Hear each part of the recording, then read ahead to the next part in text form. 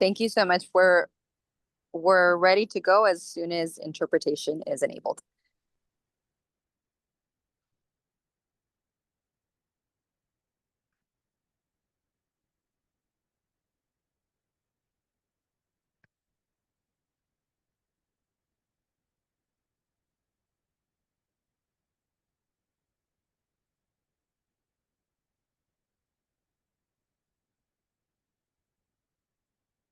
All right.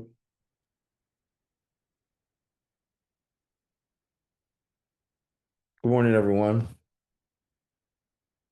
I know we are getting started bright and early on a fantastic Thursday.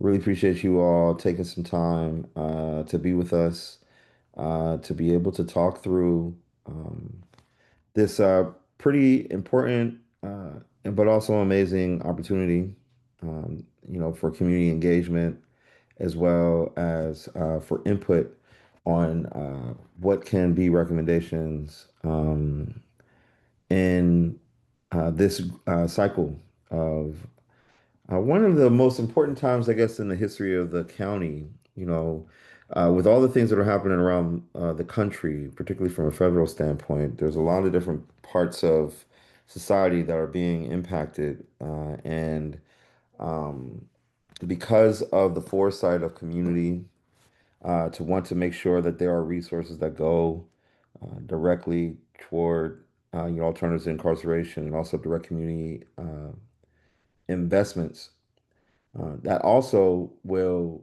help to transform our communities to care first communities. There are resources that are available for us to be able to continue to do that work. So we'll talk about the history. We'll get into what is in front of us. But I think most importantly, excuse me. Most importantly, you want to be able to get to the question and answer period of the day today to make sure that you all have a full understanding of what's in front of you and what the opportunity is. If you all don't mind pulling up the presentation that you put together for me from the JCOD team. All right, so thank you everyone for joining us in the listening session. Um, you know, Today's focus is understanding how you can shape how unspent CFCI dollars are allocated. I do want to start off by saying this is not an RFP process. This is not a proposal process. There is not direct grant funds that come directly to you if your concept that we actually, a concept recommendation that we take in is part of the recommendation package that we send to the Board of Supervisors. This is something different. So we'll break it down together in this, but I did want to start off by saying that I think we can begin with a brief history of also, where how we got here, then give an overview of the process, give you a look at the timeline, and then we'll get to the Q&A piece. All right, so let's move to the next slide. Thank you. All right, so just a little bit of background. The Care First Community Investment Advisory Committee, uh, the work that we're doing and the resources that we're stewarding came about because of the passing of Measure J back in 2020, right? Community members saw it fit that there needs to be resources that are set aside for the Care First agenda. There was plenty of work that went into community design of what that could look like in our communities. Shout out to those who did the Alternatives to Incarceration report, for many who did the Youth Justice Reimagine report. Like these are things that are active that you can go back and take a look at so you can identify what types of ideas and visions that community and youth had for the future of LA County. But with Measure J, there's a 10% set aside of county local generated unrestricted funds. So that's the NCC funds. So if you follow LA County and you hear about NCC, that's the locally generated unrestricted funds. that various parts of the county actually get resources from. So there is a 10% set aside out of those funds each year, and it is for direct community investment and also alternatives to incarceration. Um, Now, those resources over the last several years um, have been allocated by the advisory committee, through funding plans, giving recommendations to the Board of Supervisors by way of the CEO's office about how and what types of programs should be supported. Um, and once that those funding plans had been approved, the first year being around $100 million, the second year was $100 million, and the third plan had 88.3. Those go towards program by county departments, by community-based organizations through a third-party administrator as well. So there's over 400 different organizations who are doing work in our communities all throughout LA County because of the resources that come by way of the Measure J funds.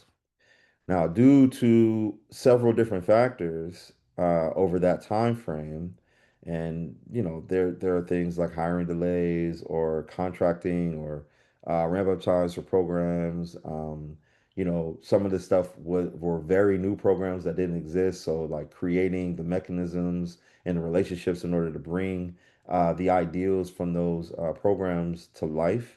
There are actually unspent funds. There were dollars that didn't get spent down.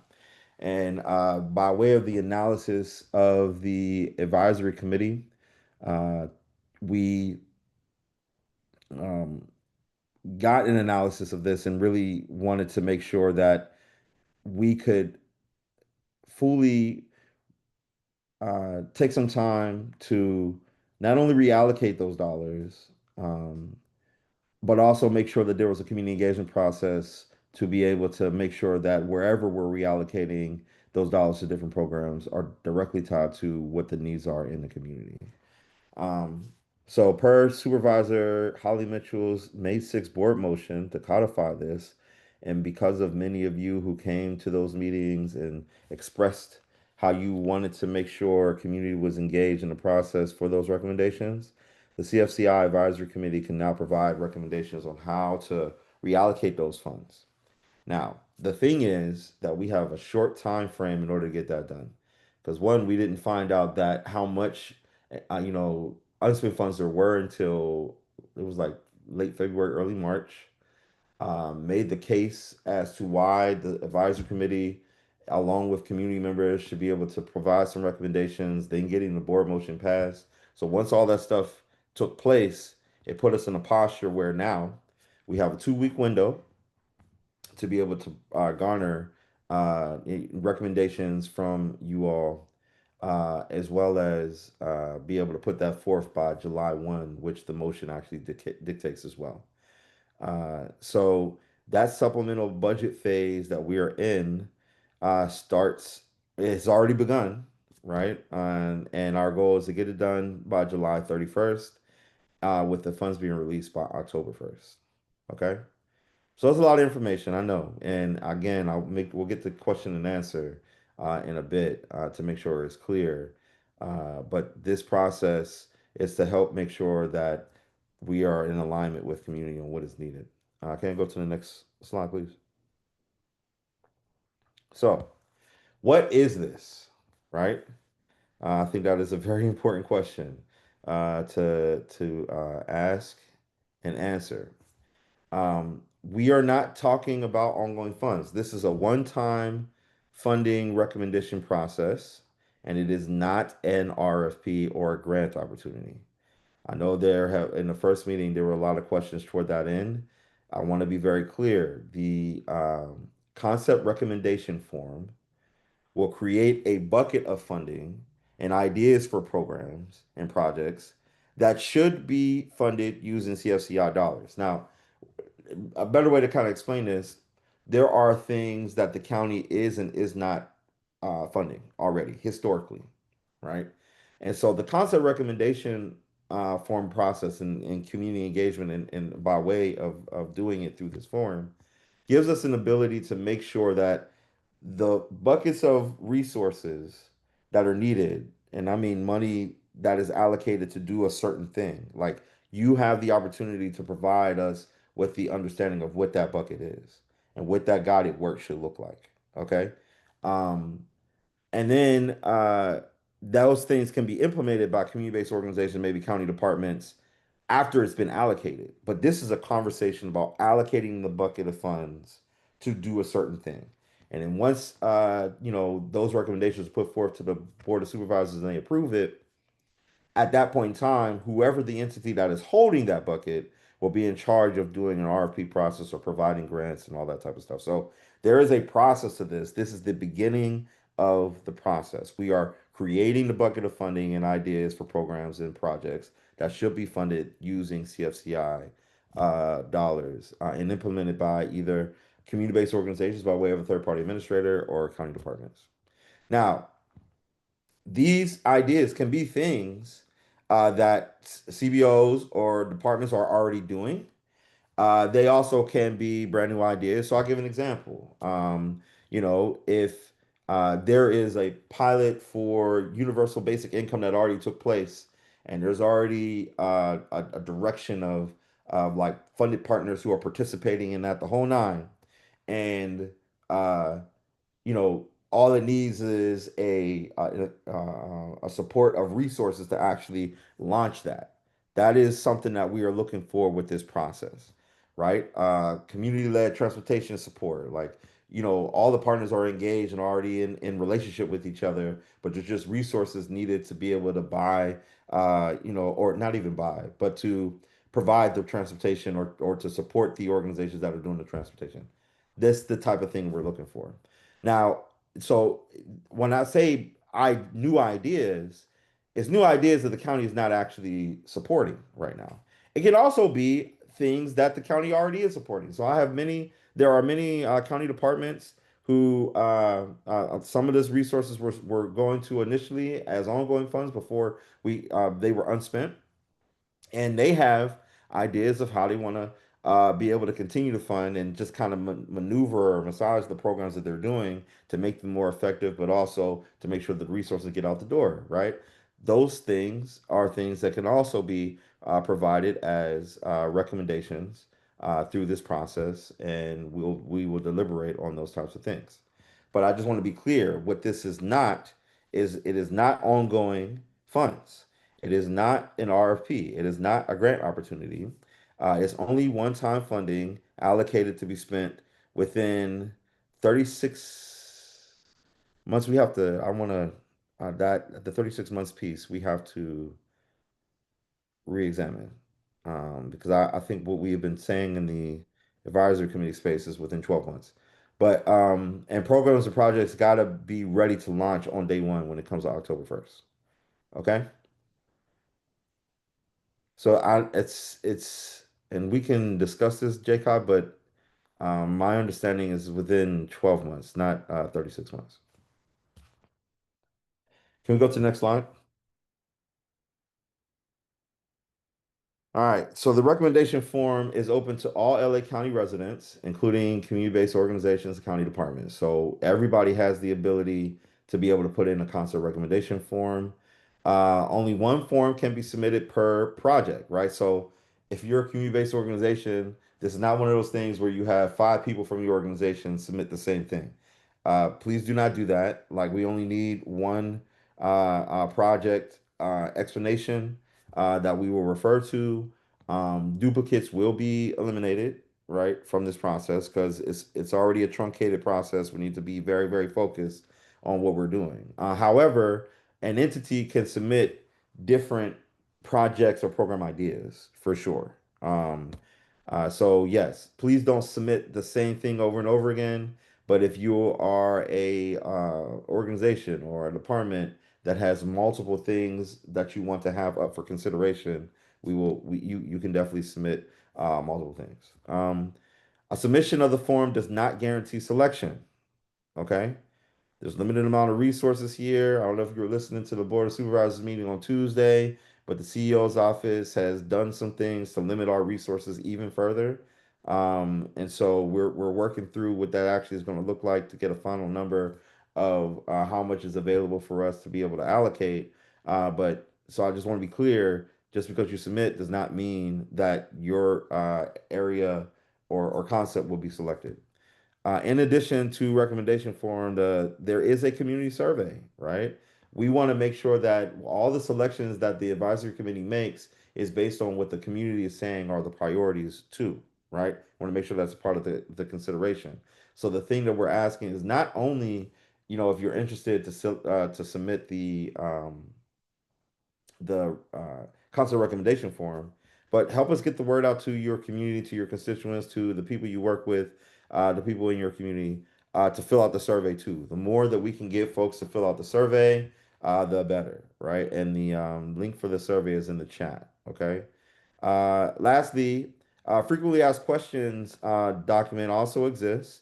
And it also contains the links to previously funded CFCI programs, and also additional information will also be in the chat that we have as well. That'll be shared. But want to be able to let you see what are the things we have considered in the past, but also answering a lot of the questions that have come up for us over the years when we get into doing these processes. Want to make sure you have as much information as possible. All right, next slide. So here's the timeline. The concept recommendation form window and the community survey window is already open, right? And it will be open until the 7th of July. Okay. The form opened on this past Monday, and it will be open until till Monday the 7th. Okay.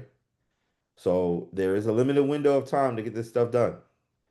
And on the 10th, we will be having a meeting to review the recommendation forms that were sent in advance to give guidance to the advisory committees on how to actually analyze the information to bring forth some of their ideas on like direction that we should have. The meeting will basically focus on the 10th on strategy and game planning.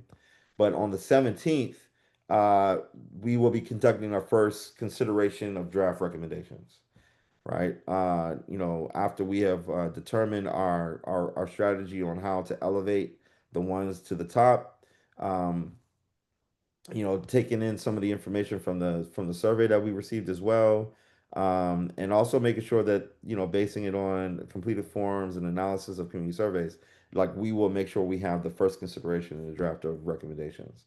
The 24th, where we will be finalizing those recommendations, right? And so that we can prepare during that time between the 24th and 31st our board letter that we will have as a final recommendation letter that will go to the CEO's office. I mean, the board of supervisors by way of the CEO's office that we will submit on the 31st.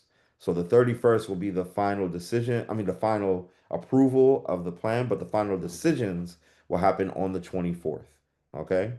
So what does that mean? Basically, yes, the submission of your request form is the first step, but we as an advisory committee will have additional steps that we have to take to even narrow down and actually have a letter to send to the board of supervisors to be a part of the supplemental budget process. Okay? I do believe that is the last slide, correct? All right, yeah. Now we get to the question and answer period. I'm sure many of you have questions. It looks like some of them have already popped up in the chat as well. So I will turn it over to Noah to help to guide this part of the process.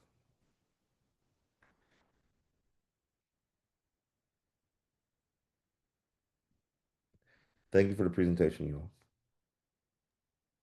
all. Um, One moment. You got it, man. Take your time. For those that are participating online, you can use the scroll down to the bottom of the reactions tab and use the raise your hand feature.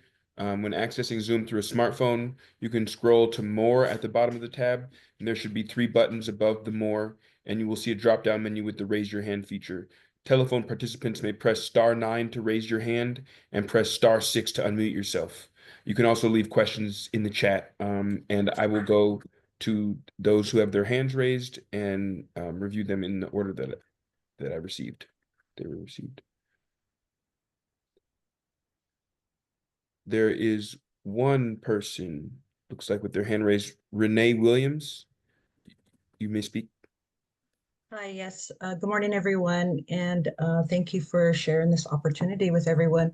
I just wanted to make sure that and voice this out into the community and those who are on the call. I know that with the American Indian and Alaska Native community that, there was some commitments and promises made that I want to make sure that we're still continuing to address and support our organizations that are providing these services, not only the current organizations, but also looking at other organizations to also provide the much needed services in not only our underserved community, but as well as others. But I do want to make sure that I know at some of the meetings that were happening that there were also some commitments that were made directly to our community with either some exchanges or waiting to for other funding or unspent funding. But I do know there was some commitments made, and I'm hoping that you continue to honor those.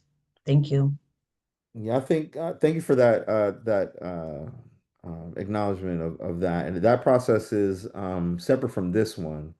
The conversation was had about a couple of the different projects. Shout out to member Joseph Williams who helped to lift this up in our third funding plan process.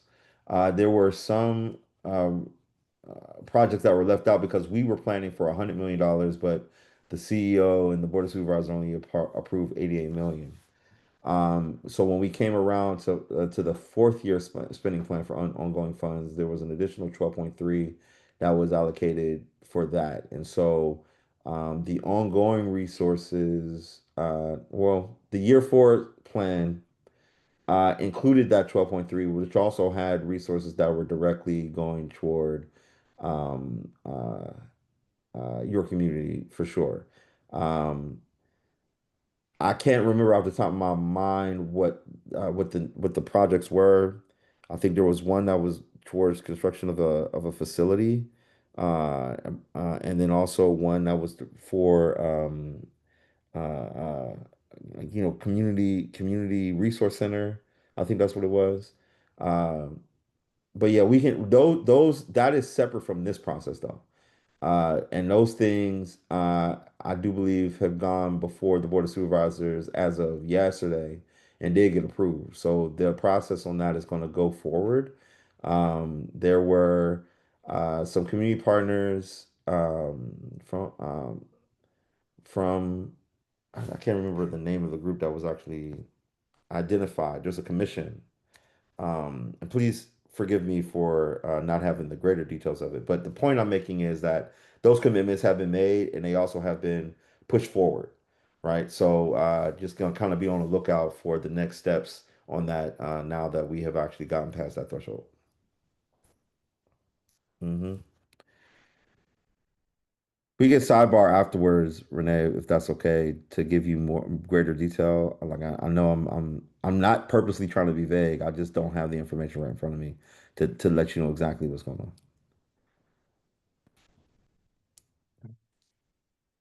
There are no more hands raised, but there are some questions in the chat that I'll read.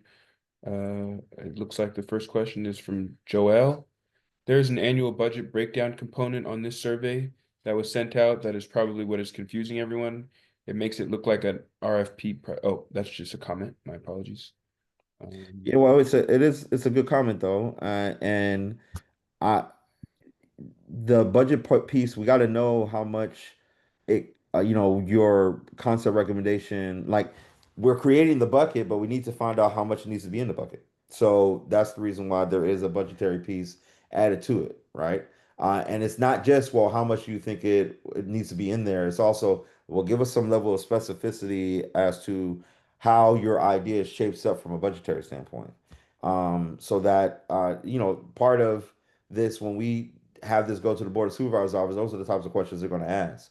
And so we're trying to make sure we have as much information as possible going into that portion of the work. So thank you for raising that. Next question is surprisingly from someone I know personally, Ann Lee from the Boys and Girls Club of Pasadena. Will programs serving certain spas be prioritized over others serving other spas? If so, which spas will you be prioritizing? Are communities impacted by the LA fires going to receive any preference in funding? So I'm not gonna get ahead of the advisory committee in answering this question. What I will say is that information I received from the community survey, as well as taking an analysis of the equity needs, I mean the equity needs index and also the services index will help us really also identify. I think the RD office also has a mapping of where services are actually being taken place and how we can prioritize that way. So there's a couple different things we'll be looking at in order to help to do that. So the answer to that question will actually come through the process. Okay. Next question from Jessica Beckerman. What happens after 7/31 final approval of the plan? Yeah, so after July 31, these recommendations will go to the CEO so that they can take a look to make sure that it squares up with the way the county does business, and then those recommendations will go before the Board of Supervisors for approval. Once the Board of Supervisors approves them, then the process to actually begin to allocate those funds to the appropriate entities, whether it be one of the county departments, to a third party administrator, will begin.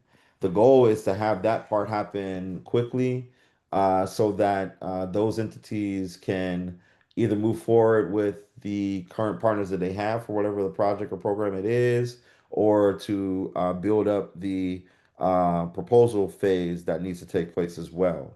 And so the that portion of the work is outside the scope of the advisory committee because we don't actually deal with the direct selection of who gets what resources and what funding. That process happens outside of our space. And the main thing that we're focusing on now is just making sure that those buckets are created and the resources are actually stewarded in the right direction.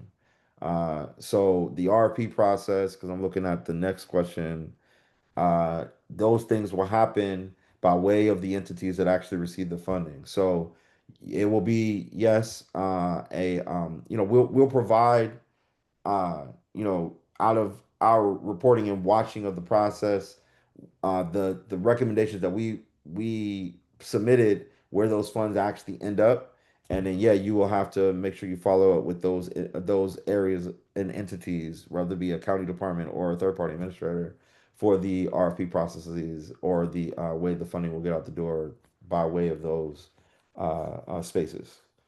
Okay.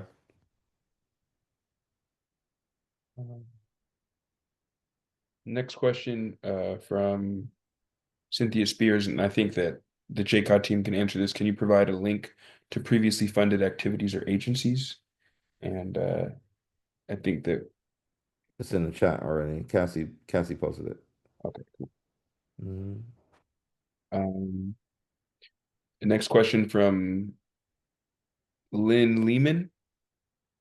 I'm outside of the county at the moment, and it appears you have. Oh, excuse me. That's not a question. I can resend the attachments, the form links to the forms. Yeah. Next question is from Rhonda Cowan. If you don't have a recommendation, can you still participate in the RFP process at a later date? Yeah, for sure. Whatever those processes are, your organization can definitely apply for those resources. Next question from Jonathan Katz. Is there a limit cap on the funding to work with? I mean, it's your concept recommendation, so it's whatever you believe it is. But just know that there is a limited amount of resources that are available. So you have to just work within what you believe are those confines. But we're not here to tell you how much you can or cannot, put toward what your idea is. Um, but yeah, we at the moment do not have the number of the resources we will be allocating because that won't come until the end of the fiscal year by the county. We're waiting on CEO budget as well as the JCOD finance team to help to finalize the numbers so we know exactly what we're working with. Again, this last meeting that happened at the Board of Supervisors has changed that as well. So we have to consider if we're just going to go ahead and put forth our own recommendations beyond what the CEO's recommendations were, or if we are going to stick to the confines of, how much is left over after the recommendations that the CEO's office has already put forward. So there's still more information to come on that. Next question, Charles Witter. Just to confirm, you mentioned an anticipated October 1st start date for the projects. Would that be subject to specifics of the RFPs issued? I think I kind of understand your question, but yeah, I mean, the goal and game plan with this is, yeah, you got to be ready to rock and roll whatever you're doing by October 1st. All right. So even if that entity needs to do an RFP process, yeah, well, we're trying to make sure that that stuff begins October 1st. Right. So the other thing to this, and just being completely transparent, um, this process is actually not suited for the new projects that need to have or new concepts that need to have ongoing funding. Remember, these are one-time funds. Like after this year, that's it. There's no more money after that from this allocation that we have. Right? Will there be future opportunities for funding, ongoing funding dollars? Yeah, probably. There's some work that we're doing to make sure that that is the case. Measure J has 10% set aside every year. That's the way it's supposed to be. So there's some conversations we got to have with the Board of Supervisors to continue our funding sources since Measure J is law. But aside from that, this one-time funding reallocation process we're going through is for this year, right? So um, the projects or the concepts that are put forward that are going to take a lot of ramp up time may not be the ones that get selected. I just want to be transparent about that.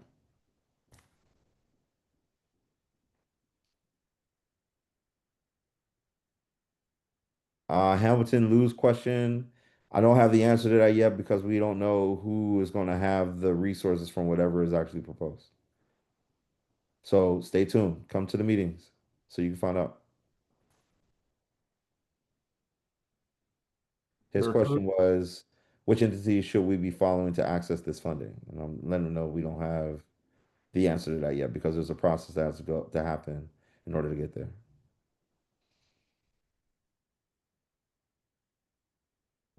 Currently, there are no more hands raised, and it looks like that might be the final questions in the chat. Oh, will the recommendation letter be made public? Yeah, it sure will because it's going to go to the Board of Supervisors, so it'll be in the agenda for the Board of Supervisors meeting once that happens. But it also is public by way of the Brown Act in our space too, because once we are voting to approve it, it'll also be in our agenda for the Care First Community Investment Advisory Committee space. So the question is, will the recommendation letter be made public? And that was my answer. It Sorry, looks no. like that concludes the question Q&A period. Okay. Well, thank you all for coming today and participating. Really hope to hear from you all. More so, I hope that you continue to be a part of this process. Your voice matters in all this. I also would ask, man, please, please, please help us get the word out to community by way of the survey so we can make sure that priorities are set with their voices in mind. The more people that we get to fill out the survey, the better.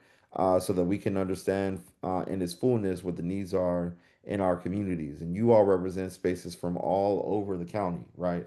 So it's not just a South LA thing, it's not just a Long Beach thing, it's not just an AV thing, it's an everybody thing. So the more that we can get the word out to everyone throughout the community and to be able to engage in this process, the better.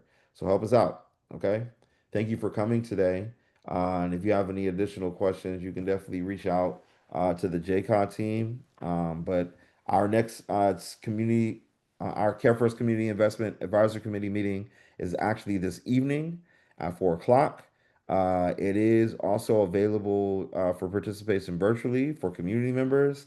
If it's at all possible, anybody on the JCOD team can put the link for that in the chat, or at least the link to the agenda, so that they can see how they can join. But yeah, like follow the process, see what's going on, engage in the public comment pieces of it, so that we hear your voices as we're deliberating through all these types of things as well. Okay. Thank you for your time this morning. 52 people on a Thursday morning is amazing, in my opinion. The next and final virtual session will actually be tomorrow at 1 o'clock. So if there's anybody else that you want to have come and get this information, let us know. Okay. Thank you, everyone. Have a great rest of your day.